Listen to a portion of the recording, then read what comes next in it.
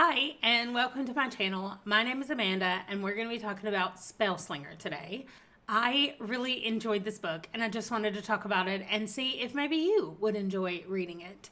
This is a young adult fantasy novel, and it's the first one I've read by Sebastian de Castell, and I really enjoyed it. I did artwork again for this book over at the Wampo website, and I will link that below. Please go check it out. It's so much fun to just experiment and play around. It, of course, doesn't have to be about books. It can be about anything, but I loved it so much. And so I put in some keywords for this, which once I talk about what the book is about, you'll definitely understand why I did that. I really only put in magic and playing cards because those are kind of the things about this book that come up the most. But first, let's look at the actual cover of the book. I love it so much. So I also love that all of the books in this series match so well. I would really like to have physical copies of these just so I can look at them on my shelf. Okay, so the first one is the fact that it looks like a playing card, right? And you can kind of tell that there's something magical happening. He has like a cat wrapped around him on the top of it, and then on the bottom of it is almost like, well, it's a woman, and she's got her hat. You can see her red hair. I really like the cover of this book. And so I'm going to let you look at some of the artwork that was created for this book while I talk about it. I am not going to give away any spoilers, so feel free to watch the whole thing if you haven't read this book. I will be discussing everything that's in the synopsis on Goodreads, so if that's too much for you, maybe don't watch this, because I would recommend that you read the book. I went in completely blind. I knew that it had something to do with magic, and that's all that I knew. So you're warned. There won't be official spoilers, but there will be discussion of the synopsis. So we start out with Kellen. He's on the top of the playing card, and he is about to try his mage trials, or his trials to make him a spellcaster, and the first thing is one of the mage's duels. Now, the problem with this society and these people in this society is that they start out with a lot of magic when they're younger.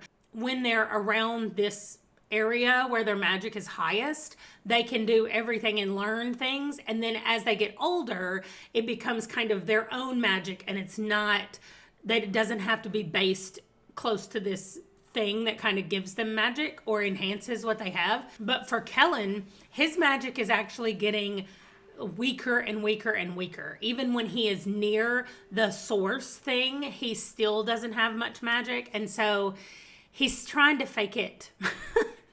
Which is difficult to do, but because of the way their magic works, he can actually use someone else's magic to defeat them in a duel, and that's what he's planning to try to do, because he needs to do something before he turns 16 to officially become a spellcaster. So that's where we meet Kellen, when he's trying to do that with the duel and everything that's going on there. Then later, he runs into Farius Parfax, and she is actually an Argosi, which you learn throughout the book what that means, but she has decks of cards. You knew it had to be in here somewhere, right? And she uses those decks of cards in a certain way, and she tries to convince him that there are other ways of being in the world, right? Like, he's not just going to be completely disgraced and kicked out of his family and like have all these horrible things happen to him if he chooses a different path. He's got different options open to him. And so that's what we see through this book, is Kellen trying to decide what he's going to do. Is he going to pursue what he's known his whole life and what he feels like he's not prepared for or living up to? Or is he going to go with something completely different and follow this mysterious stranger and try to learn maybe that there are other things out there than what he initially thought?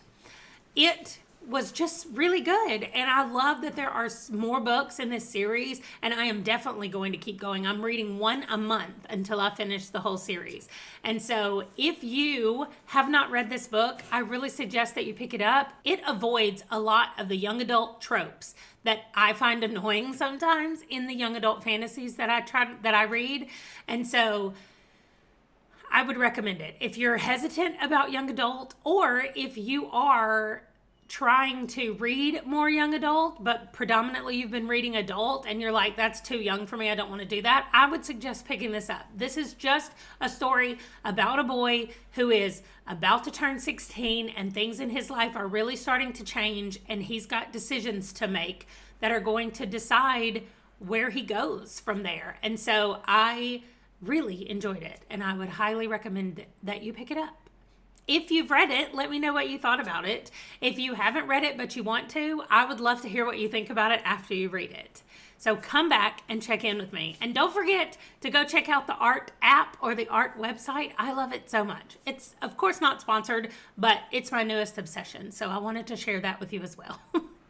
So thanks for stopping by, and I will see you in my next video. Bye.